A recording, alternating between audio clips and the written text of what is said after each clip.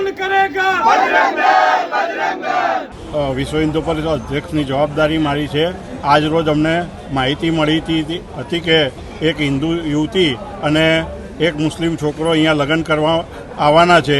તેની માહિતી મળતા વિશ્વ હિન્દુ પરિષદ બજરંગ દળના કાર્યકર્તાઓ સહ અહીંયા આવી પહોંચ્યા હતા। ત્યારબાદ અમે રજિસ્ટરને મળીને રજૂઆત કરેલી હતી।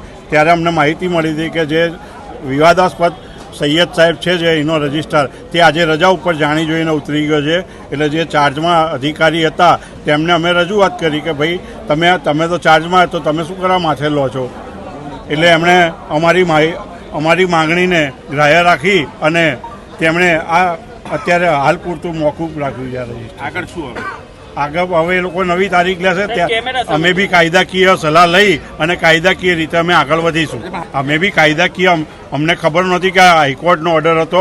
અમને અહીંયા આવ્યા પછી માહિતી મળી કે હાઈકોર્ટનો ઓર્ડર હતો, તેથી અમે બીજું કોઈ આંદોલન ના કર્યું અને ગાંધી ચિંધ્યા માર્ગે અમે શાંતિથી બેસી રહ્યા અને ત્યારબાદ માહિતી મળતા અમે બી હવે કાયદાકીય સલાહ લઈ અને આગળ વધીશું। અહીંયા જે વારંવાર આવા લવ જેહાદના બનાવો બને છે તે માટે અમે ફરી વખત સરકારશ્રી સમક્ષ રજૂઆત કરીશું અને તેની તાત્કાલિક સજાકીય બદલી થાય તેવી અમે માગણી કરીશું। તે અહીંયા આગળ કાયદાકીય રીતે હોય છે કે નોટિસ એમને બહાર લગાડવાની હોય છે, પણ આ સૈયદ સાહેબ કોઈ નોટિસ આવી રીતે બજાવતા નથી।